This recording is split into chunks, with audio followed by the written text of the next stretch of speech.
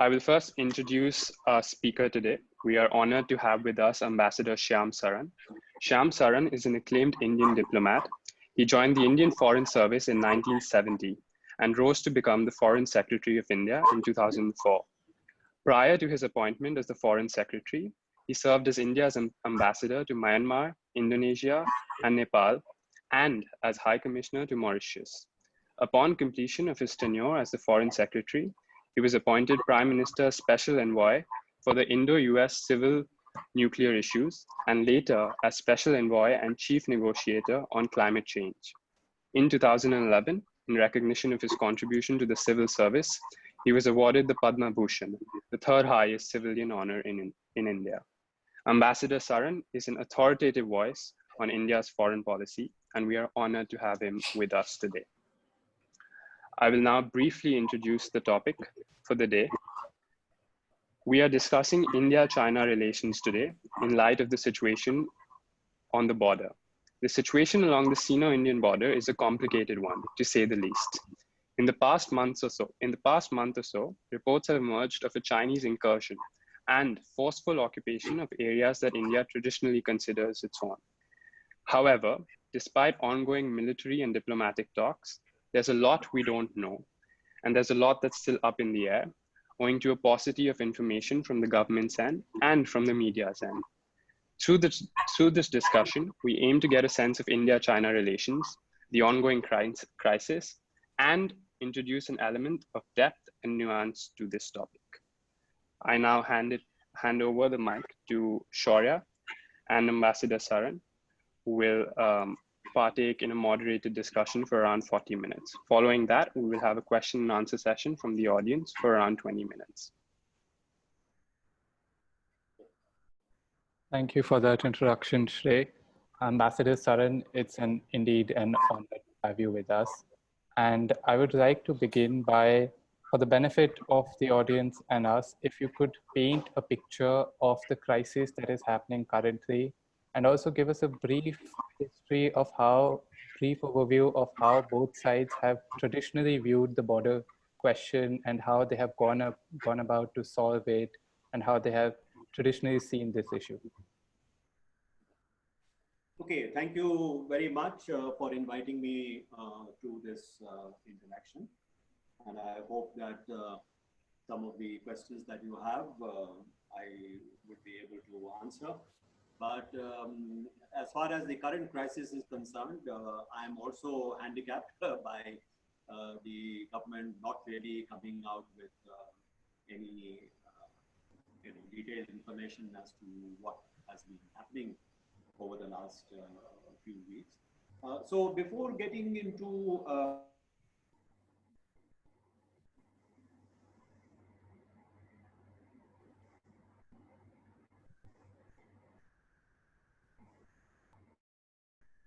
I'm sorry, is the video stuck? Sorry, you can't hear? Yeah, I think the video got stuck for a second. No, my speaker.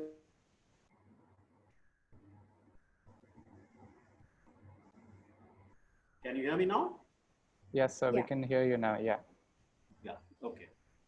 So I was saying that before getting into the nitty-gritty of what is happening currently in the western sector of the border, it might be worthwhile to just give you a brief historical perspective so that you understand the backdrop to what is happening currently. So let me begin by pointing out that India and China, in a sense, have a border because of China moving into Tibet in 1950. So before 1950, actually, there was no border that India had with China, except for a small sliver of territory in the western sector. That is the area of Ladakh, which has a route into what is today known as Chinese Xinjiang. But that's a very small border. But beyond that, there was really no border between India and China. So the whole issue of a border between India and China arose really out of 1950.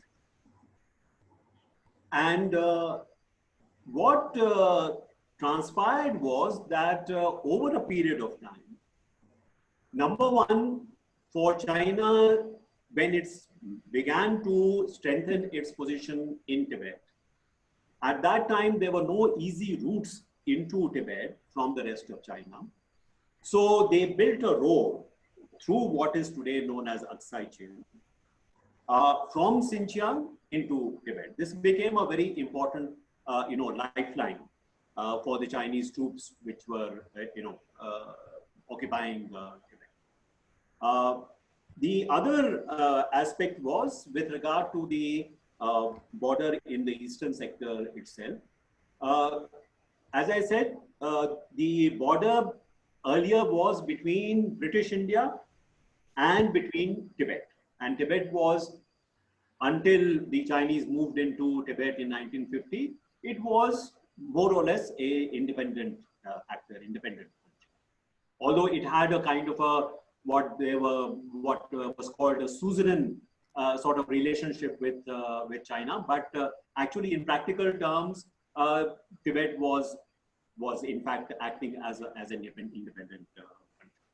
So in 1914, the British authorities in India, the Tibetan government, and in its role as the sovereign suzerain over Tibet, China took part in a conference in Simla in 1914, as a result of which two boundaries were drawn.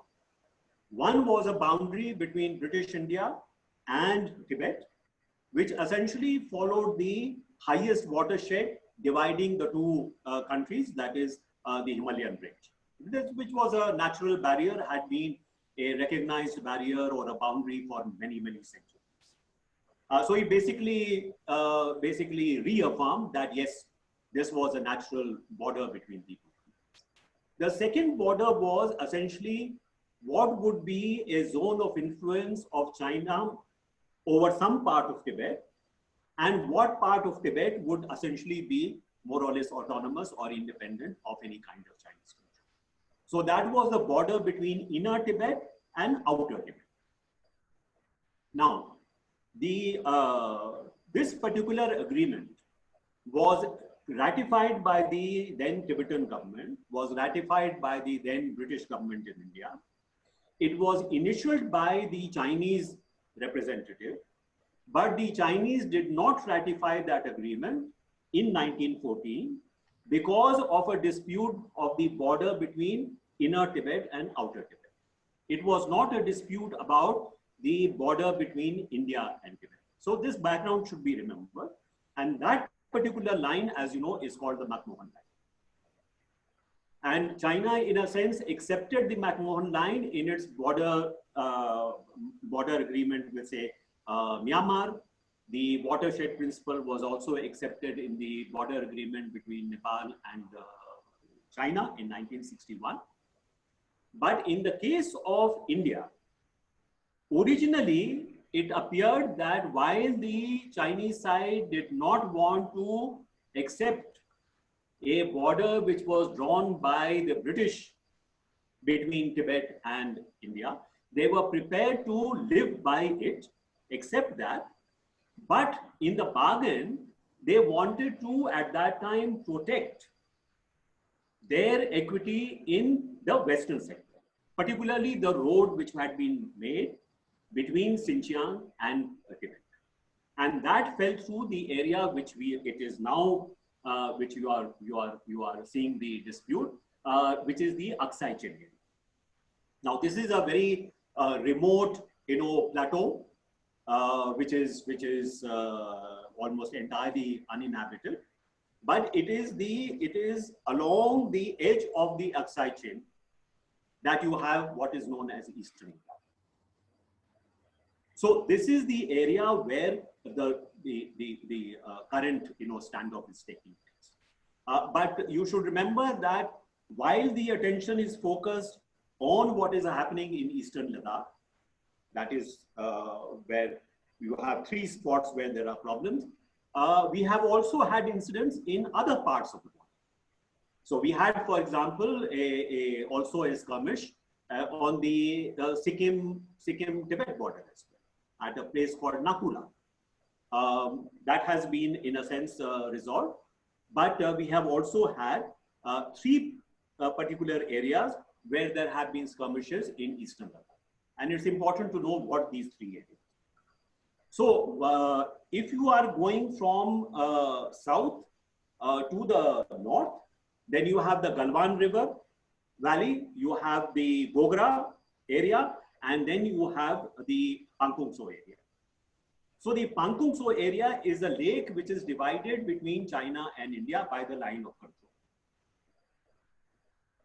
Now, if you look at the line of control as has been understood by both India and China for many years now, several decades, there has never been any objection raised by China to any activity by India in the Galwan River Valley. It has always been understood to be on the Indian side of the line of control. Further, if you are looking at the Pangkong Tso area, which is the lake area, yes, there has been some difference of opinion as to where the line of control lies. So there is a difference of something like 8 to 10 kilometers between where we say the line of control is and where the Chinese say the line of control is. And there is also the Gogra area where again there has been some skirmishes, but I understand that that is not a place where there has been a major difference of opinion. In fact, the troops seem to have disengaged. The similar kind of disengagement seems to be in progress in the Galwan River area. But some of the area which has been occupied by Chinese troops has not yet been vacated. So we have not returned to status quo ante in that area. And as far as the Pangkong Tso area or the Pangkong Lake area is concerned, there the situation is more serious in the sense that the Chinese side, whose troops used to visit the area which we claim to be on our side of the line of control, now they have established a permanent presence there. So it is not only a matter of the Chinese coming in with their patrols, but the Chinese have also established some permanent structures there and are preventing Indian patrols from going to where we say the line of control. So this is the kind of a situation that we face at the moment. So now, yeah, go ahead. So if I could just ask a question here. As you rightfully pointed out, the Sino-Indian border question is a one that's read in history. However, for the first time, we are seeing that areas are coming into question that were not traditionally disputed. Despite reports have emerged that despite initial troop movement back, more and more troops have been brought up to all sectors of the border, and heavy weaponry has also been brought in as per satellite reports. So at some level, this indicates that there's a level of central coordination to all these activities, also evident from the fact that there are high-level military talks happening. And if there is a level of central coordination, one gets a feeling that somewhere Xi Jinping is also involved in this because of him being at the head of the Chinese state. What does this then say about the much publicized relationship between Prime Minister Modi and Xi Jinping and the events that followed Dokram, the Wuhan summit, the Mamlapuram summit that happened between the two heads of state? So I think first thing to understand is that nothing happens at the border. Even what for us may appear to be not a very serious skirmish, it should be clearly understood that no operations can take place at the border without the sanction, without the approval or some direction from the central leadership. Because Xi Jinping is not only president of China, not only general secretary of the party, but he is also chairman of the Central Military Affairs Commission, which is the highest, decision-making body as far as military issues are concerned. So in China, whenever there are operations of this kind taking place, you have to assume that it enjoys at least some kind of a approval or direction from the central leadership. So the fact that these incidents are not only at one or two places, but they have taken place at a number of points and also have taken place within a certain period of time, limited period of time, means that there is some coordinated view, that the Chinese are undertaking these actions because of some political direction. And furthermore, the fact that there has also been movement of heavy military equipment, larger number of troops, also seems to indicate the same. Because, you know, you can have perhaps a skirmish between two patrols taking place. But if that is also accompanied by troops in the numbers of thousands, then one cannot say that, you know, it is just a local commander who might have taken such a decision. So that I think we should be clear about, that what we are seeing is something which enjoys at least the approval of the central leadership. And as far as what you talked about, you know, the relationship between Xi Jinping and Prime Minister Modi, you know, whatever may be the relations between two leaders, of course, personal understanding, personal relations are important. But Prime Minister Modi is there at any summit in his capacity as the representative of India. Similarly, Xi Jinping is there not as Xi Jinping the person, but he's there as a leader of China. So to think that somehow personal equation or personal relation can substitute for relations between states, I think that is a very wrong assumption to make. So we have to look at not so much, oh, why is Xi Jinping not sort of respecting the bonhomie that he seems to have had with Prime Minister Modi. But I think what we have to look at is Xi Jinping as leader of China, what is driving this series of actions on the part of China? Because unless you understand that, it is very difficult to look at what could be solution.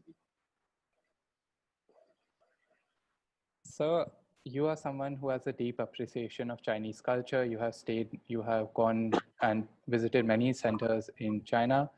I wanted to ask you, building upon what you said in the previous answer, what does this event tell us about the balance of power in Asia, or how the balance of power is being renegotiated in Asia? And are the current actions of China an attempt to establish itself as the hegemonic leader in the neighborhood? So it is. I mean, one can only make an assessment based on what indications are available to us.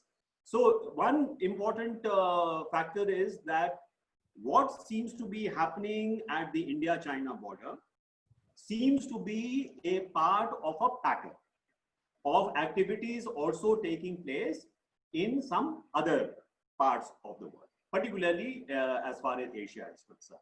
So you see a greater level of activism, for example, in the South China Sea, with respect to the islands which are contested by Philippines, by Vietnam, even by Indonesia, which has generally not had a territorial problem with China. But in the recent past, we have seen that there has been a kind of upping of the ante in South China Sea as well. We also see a similar kind of aggressiveness in the relationship with Taiwan. We have also seen activity being expanded around, for example, the Senkaku Islands with Japan. So if you are looking at this entire arc in Asia, we see much more Chinese activism and even a degree of aggressiveness.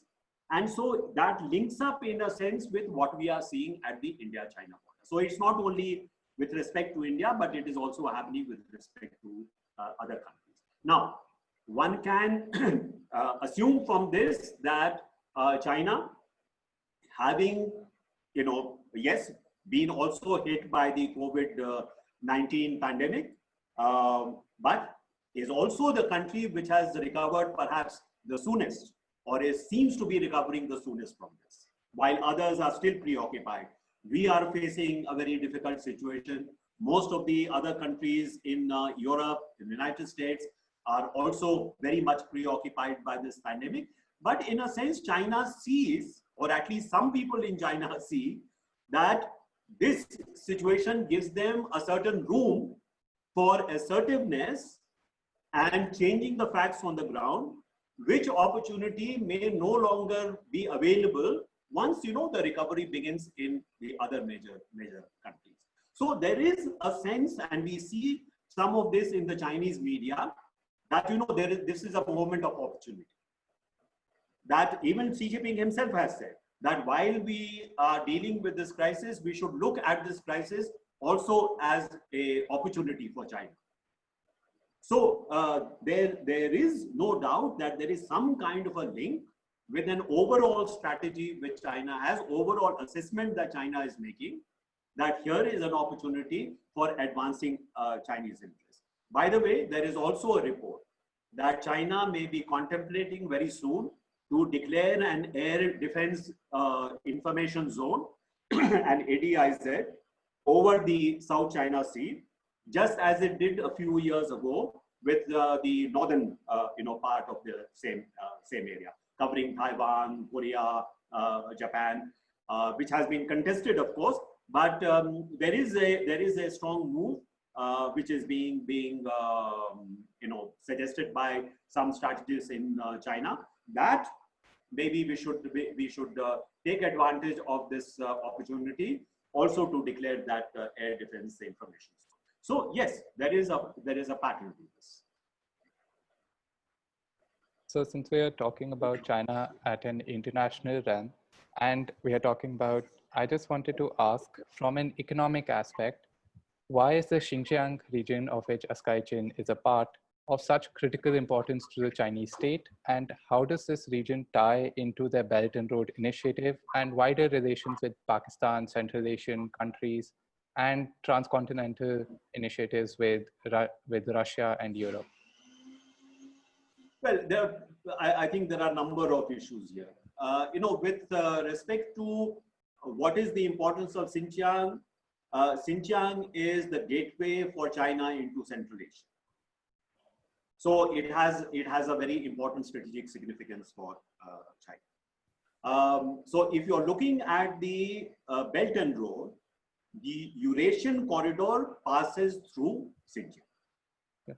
So it goes through Kazakhstan, it then goes into Eastern Europe, into Western Europe. So it is a very important route for that. Secondly, if you're looking at the southern flank of Xinjiang, this is the flank which, through, say, a country like Pakistan, is able to give them a direct access to the Indian Ocean, Western Indian Ocean. So that's also a reason why it is very important for China. Now, I think what we also need to understand is that if we are looking at China-Russia relations with respect to Xinjiang, there has been a history of conflict between the two, even relating to Xinjiang. Yes. Because in the past, there was a Soviet-controlled, Central Asia. There was a Chinese-controlled Xinjiang.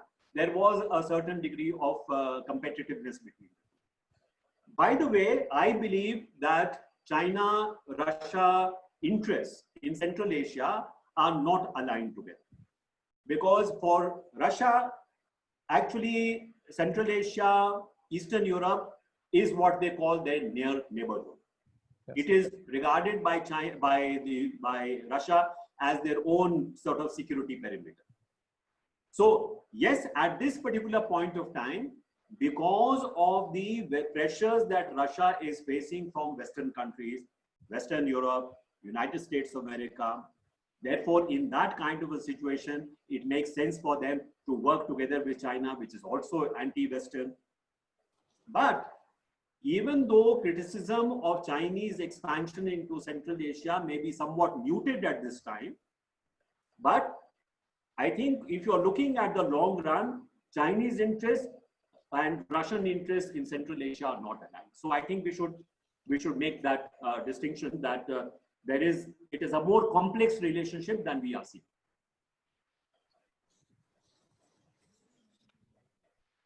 Since we're talking about Xinjiang and the importance, in the beginning you had mentioned how the Chinese had made a highway through a sky chain that connects Xinjiang to other parts of the country.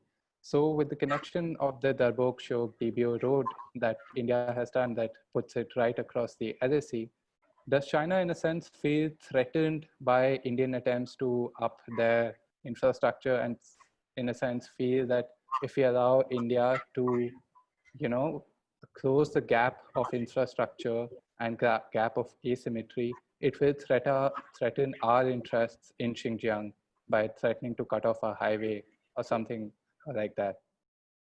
Well, whatever may have been the importance of this highway in the 1950s or the 1960s, that importance is no longer there. Because in the meantime, China has built a whole network of highways. And you also have the Tibet Railway. So in terms of, infrastructure or access roads, in fact, China over the last 20 years or so has built up a really fine network of highways on its side. So in that sense, this particular highway is no longer very important. And it has not really been made into a major sort of artery by them. On our side, we have only recently in the last maybe 10 to 15 years, we have started catching up in terms of building up some infrastructure on our side.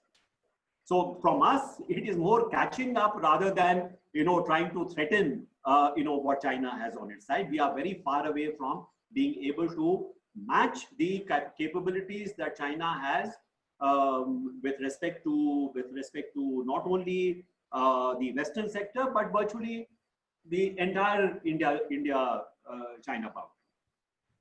You see, the problem is that in many areas now, China has metal roads coming right up to what the line of control is. In our case, we are just about getting to the point where some of the key posts on our side are being linked to highways going in. The reason why this particular road is important is because it runs right along the LAC in Eastern Ladakh. From a place called Demchok in the south, it goes right up to Daulat Beg Oldi in the north. So having this road along the LAC, which then is linked to supply bases in the Ladakh Valley through various kinds of loops, our supply situation has very significantly improved. But make no mistake, there is still a long way to go in terms of matching what the Chinese may have. So it is not correct to say that the development of infrastructure on our side in some sense is threatening China. Yes, what it is doing is that the kind of domination that China had on these various sectors of the border, that particular dominance is being to some extent reduced. Now, if Chinese say, because our dominance is being reduced, therefore, we are threatened, well, that's a rather expansive way of, looking at one's security. But I don't think, objectively speaking, there is any question of, India's role building being threatening to China. So when academics and strategists are talking about this issue, a reasoning for China's forceful incursions that is gaining track is an attempt to link these incursions to the territorial changes in the erstwhile state of Jammu and Kashmir as happened last August. I would like your opinion on this attempt to link these incursions by the Chinese to the changes in the territorial status of Jammu and Kashmir, and also if the Indian government made a folly by focusing only on the Pakistan part of the equation when it divided Jammu and Kashmir into two union territories and didn't, if that is a valid reasoning that is being offered. Well, whatever may be the internal changes which were made with regard to Jammu and Kashmir, they did not have any impact in terms of the rest of the state of Jammu and Kashmir, in the sense that we have not changed our position with respect to our claim on, say, Gilgit and Baltistan, nor have we given up our claim on Aksai Chin.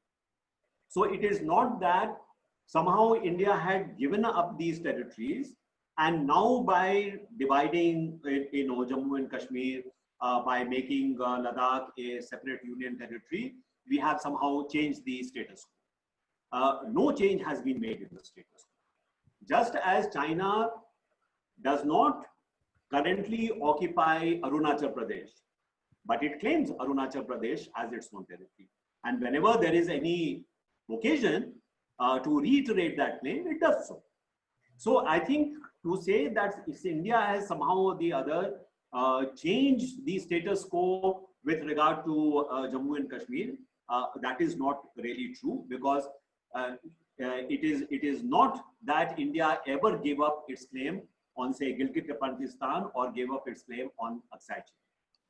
If there has to be a settlement, it has to be a settlement that both sides can accept. But it cannot be that unilaterally India has given up its claim to these territories. So that's not a valid argument.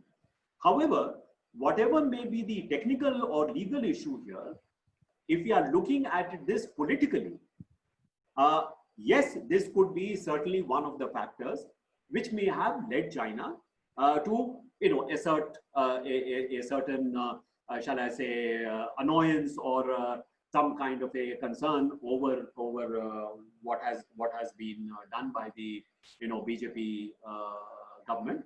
And the evidence for that is that recently there is a think tank in China called the Chinese Institute for Contemporary International Relations. One of the Chinese scholars there on South Asia has in fact written an article in which he has precisely made this point, that part of the reason why we are seeing this kind of a instability on the border in Ladakh is really being triggered by what India did on August 5 last year with regard to the change in the status quo with regard to Kashmir.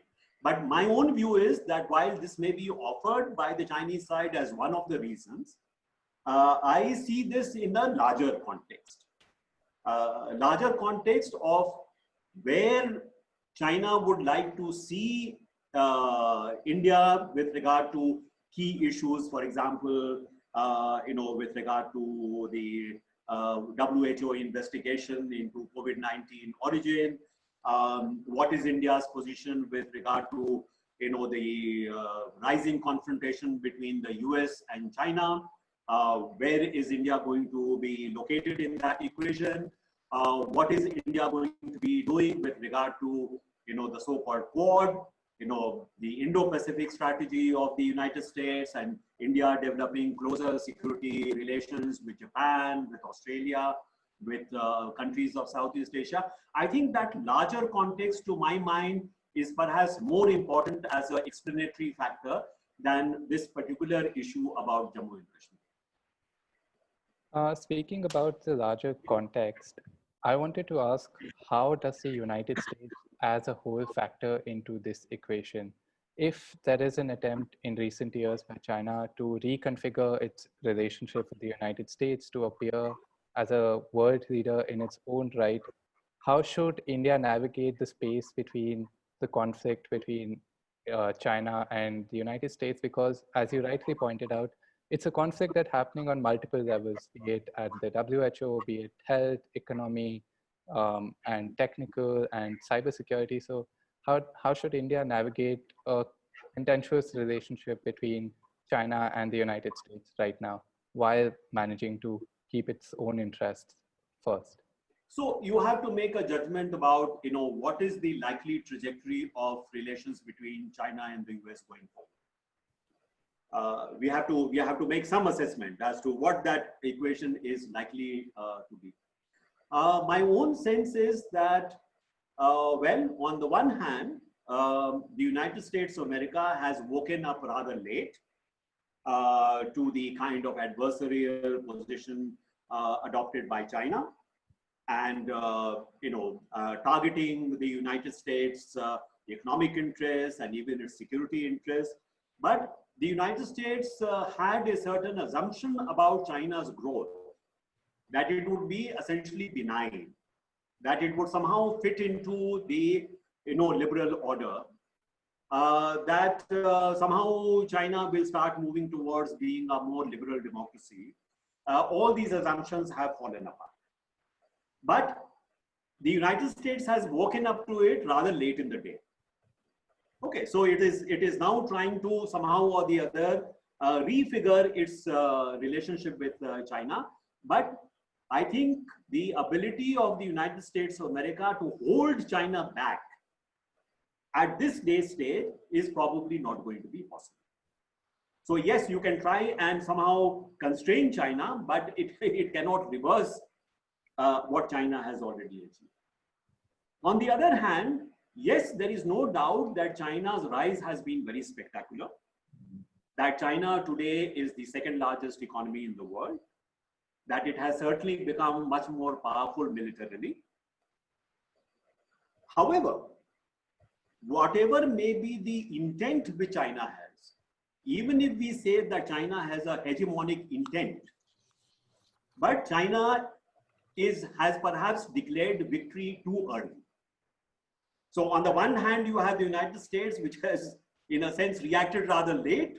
But I think China, on the other hand, has declared victory too early. That's my assessment. So I think that going forward, we are probably not going to see any kind of either a China-dominated world, emerging out of this, or that you will see a revival of US power as the number one, power in the world. You will probably end up with a very much more loosely structured international order, where there would be more cluster of major powers rather than one or two, superpowers. Because there are also other major powers, India included, or if you look at Japan, or you look at Australia, or you look at Germany in Europe, you see, there are it is like what I would say a much more congested, geopolitical space.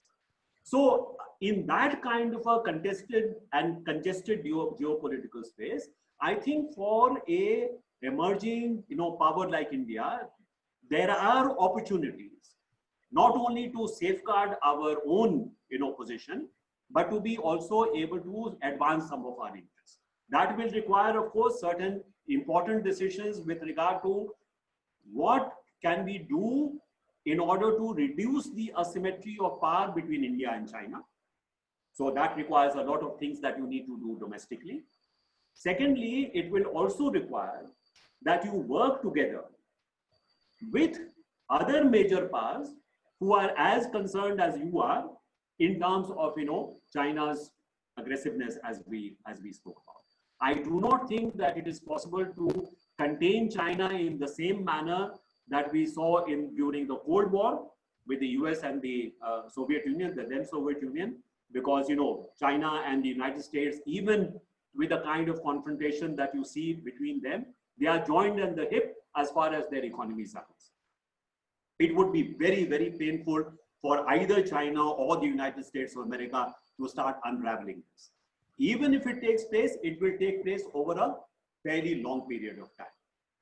So in that situation, if that judgment is correct, then for India, there is space to be able through diplomacy to continue to safeguard its interests, continue to follow a fairly independent kind of a foreign policy.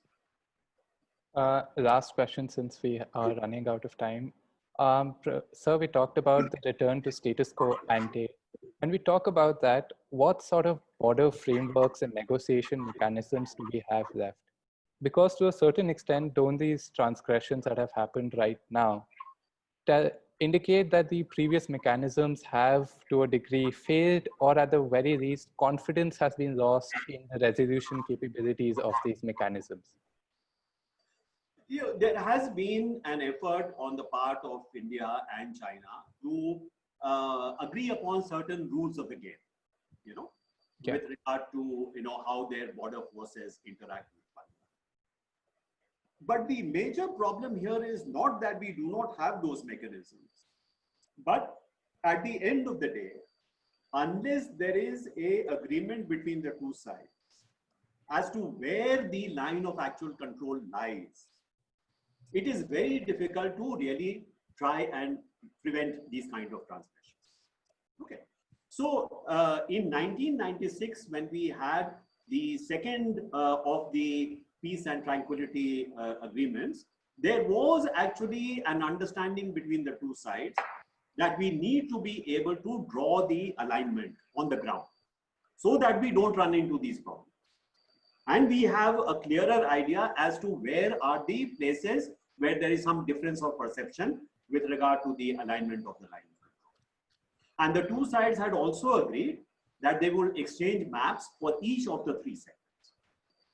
But actually what happened was that the only sector for which maps were exchanged was only the middle sector, where there was the least amount of difference of opinion between the two sides. The second map which was supposed to be exchanged was on the western sector. So when we gave our map to the Chinese side, showing where we think the line of actual control is, the Chinese also gave their map, but there were big differences between the two, and they withdrew them and said, we can't go ahead with this exercise because India is showing large parts of our territory as falling on its side of the LSC. So that exercise, which would have been crucial to actually establishing some degree of confidence building on the border, that exercise was never carried out. And despite numerous efforts on our side to try and get the Chinese to agree to do that exercise, we have not succeeded. And it appears to me that China finds the current situation very much to its advantage, because it can try to trigger a incident at any point at the border and say, sorry, this is from our point of view, this is on our side of the LSA. This is precisely what is happening with the Galwan Valley. Because also, as I mentioned to you, that for the last several decades, there has never been any issue about where Galwan Valley lies.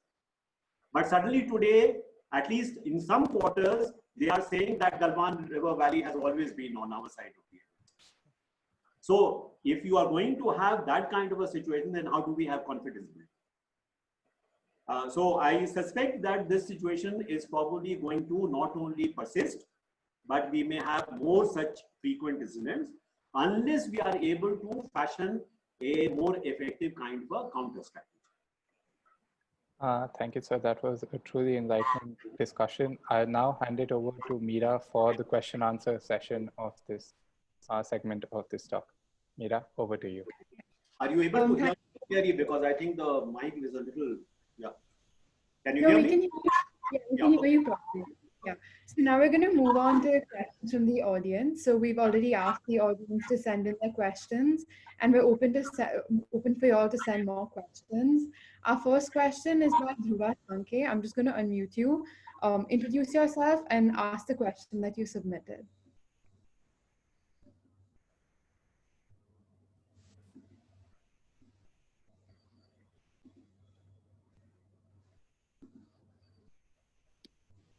Good evening, sir. So my name is Dhruva Sankhe.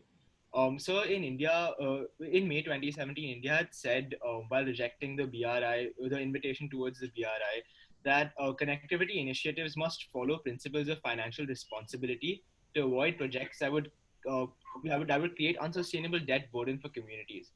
India, my question to you is that how can India trade relations with China if they have rejected the invitation to join the BRI? And is joining RCEP, that's the Regional Comprehensive Economic Partnership, a good idea?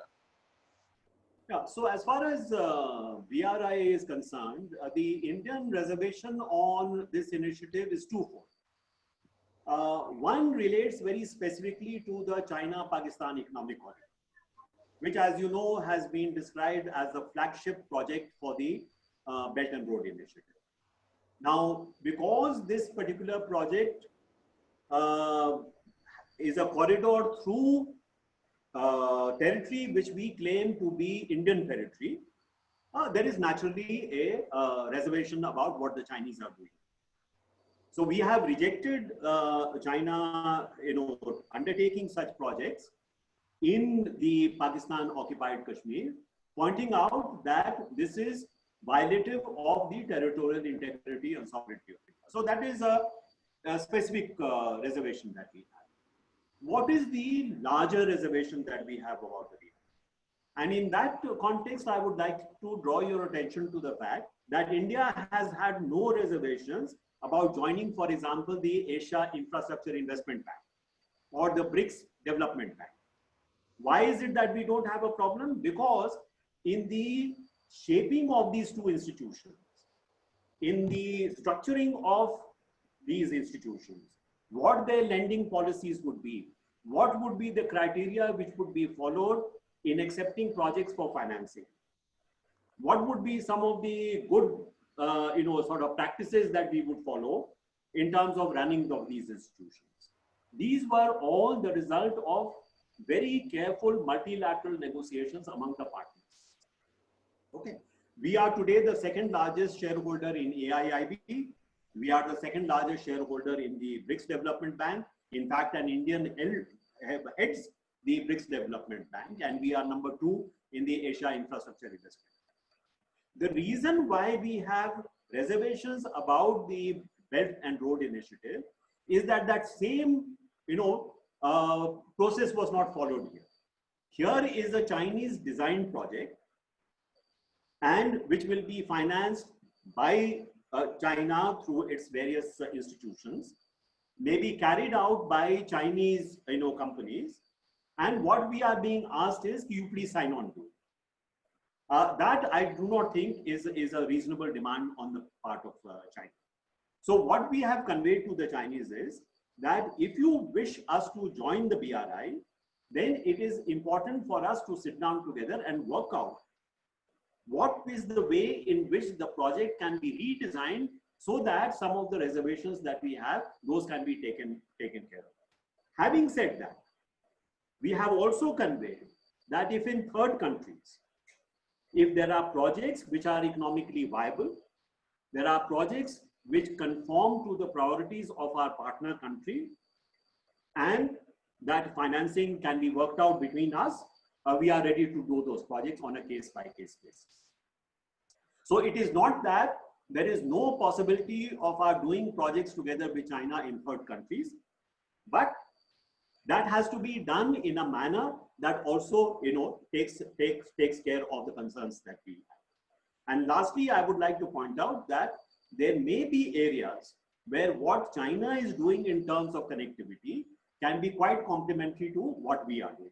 Take, for example, what is happening with the Eurasian corridor. China is essentially building a east-west corridor.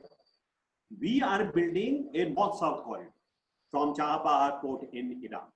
Now, there is no reason why, if there is a synergy between the two projects, why they cannot be, in a sense, complementary to one. So we have not excluded those possibilities. But with respect to the overall concept of the BRI, yes, we continue to have problems.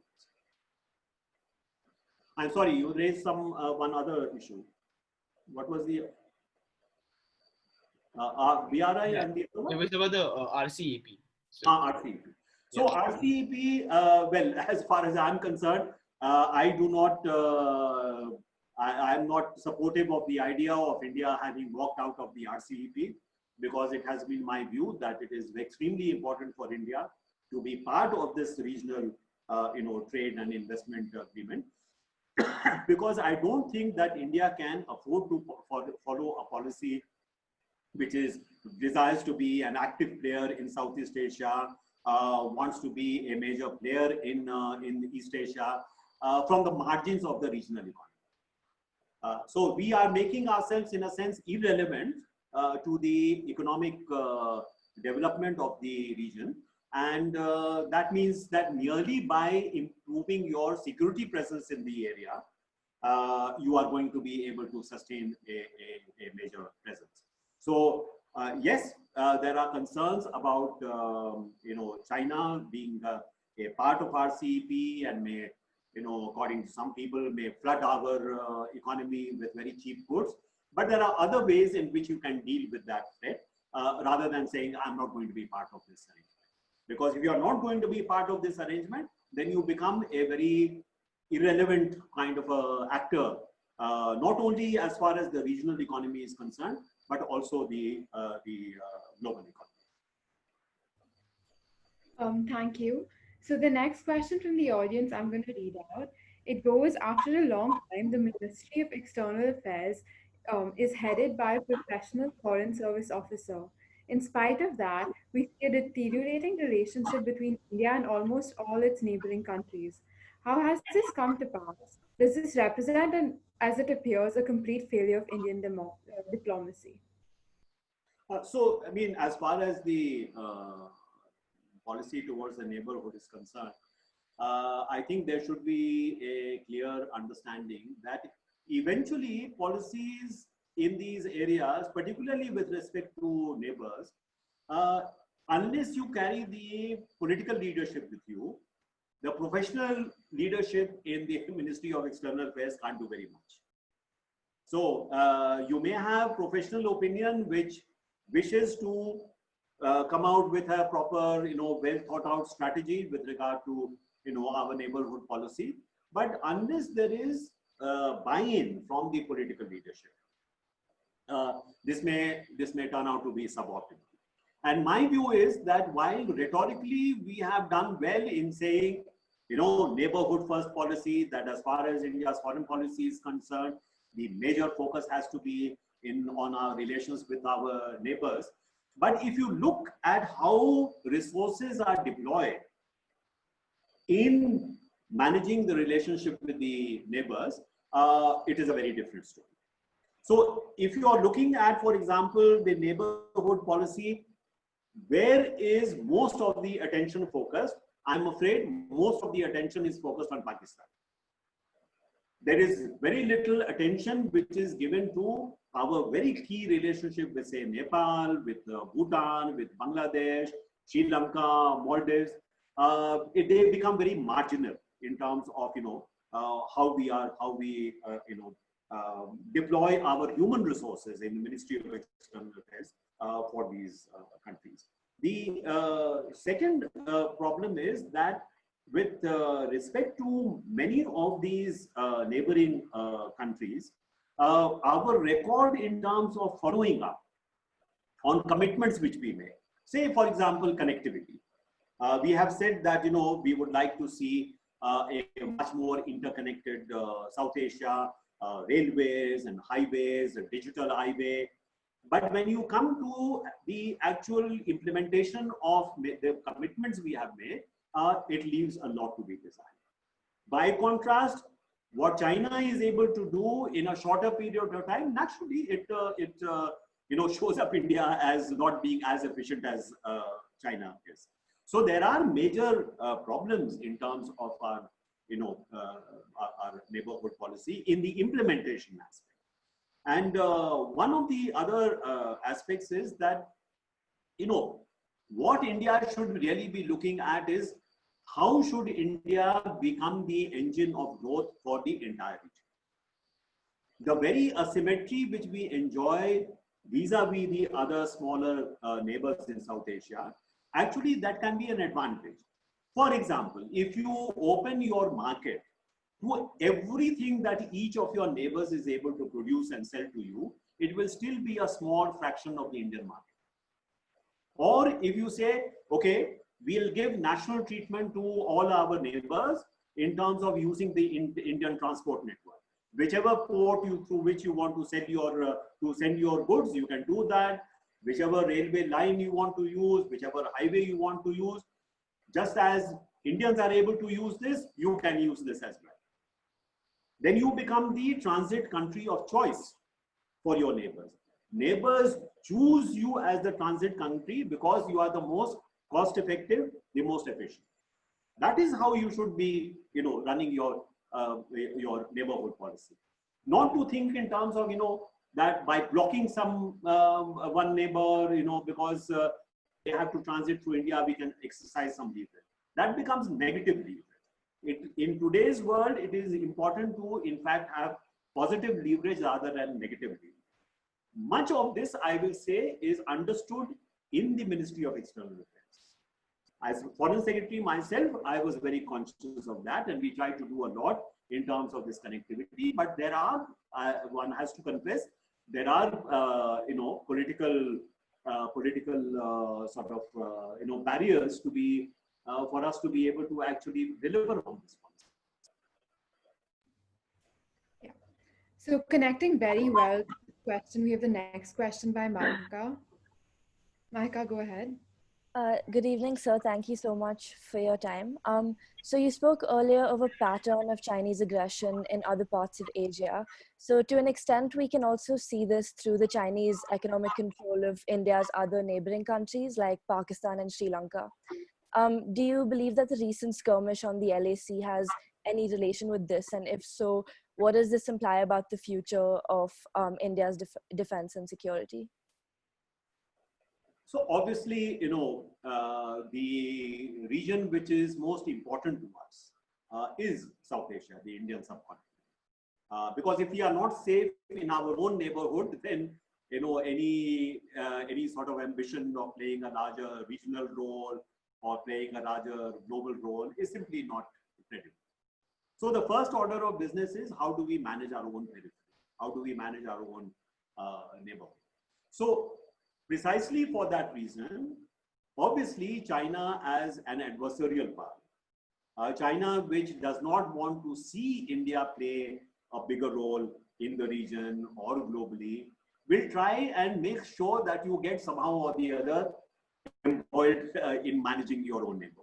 So Pakistan has been a classic proxy power for China for many years. It is an indirect way of somehow balancing India. But what used to be only the case with Pakistan is now being seen in other countries. So you are seeing this much more activism by China in, say, Nepal, an attempt to be much more active in, say, Bangladesh. We have seen what happened in the Maldives, although finally we were able to regain some ground. We are seeing what is happening in Sri Lanka. So there is no doubt that we are seeing a pattern of activity by China in our own neighborhood, which is aimed at, in fact, putting you in some kind of a sense of siege. And what you are seeing happening at the border, the message to our neighbors also is that, we are in a position to embarrass India whenever we want to.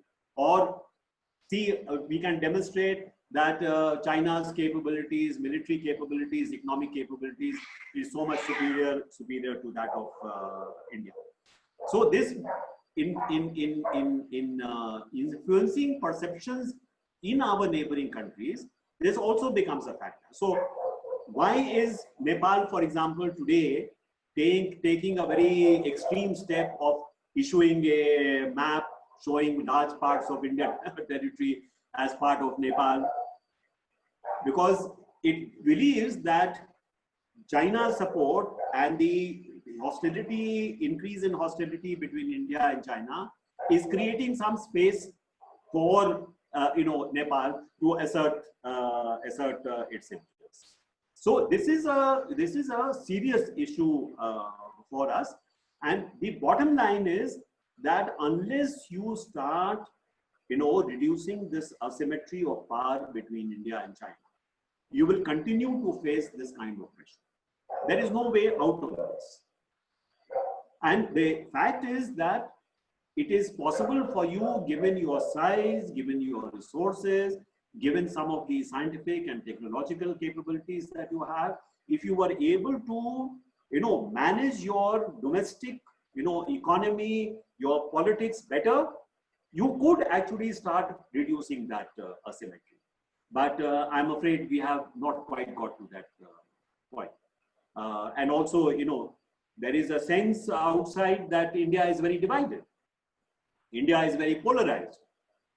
So precisely the kind of qualities that India was admired for, that it was a plural democracy, that it was a country which was a vibrant democracy. These are precisely the assets which they had, which are getting a little undermined. So that also is an issue. Thank you so much. Because of time constraints, we're not going to be able to ask any more questions. But we thank you so much for giving us your time and answering these questions, and giving us more information and a better idea of the current crisis going on. Before I hand it over to Shrey, I'm just sending a form in the chat. It's a feedback form, so we'd really like if you could, if the audience and Mr. Saran, if you'd like, to put in any thoughts you had about this panel or any feedback. And also maybe put in what you would like to see in the future from the panels, if there are any speakers that you'd like to hear from. Shrey? Thank you, Ambassador Saran. It's been a pleasure for me to have this interaction with you, and some very intelligent questions were raised. And I hope that you have also found the interaction useful. Thank you. Thank you, Ambassador Saran. Thank you also to our participants, who I can see are from multiple countries and time zones. Next panel, we will be talking about the Unlawful Activities Prevention Act, which allows the government to declare an individual as a terrorist without much legal justification. Thank you, and we will see you next time. Thank you so much. Thank you so much, sir.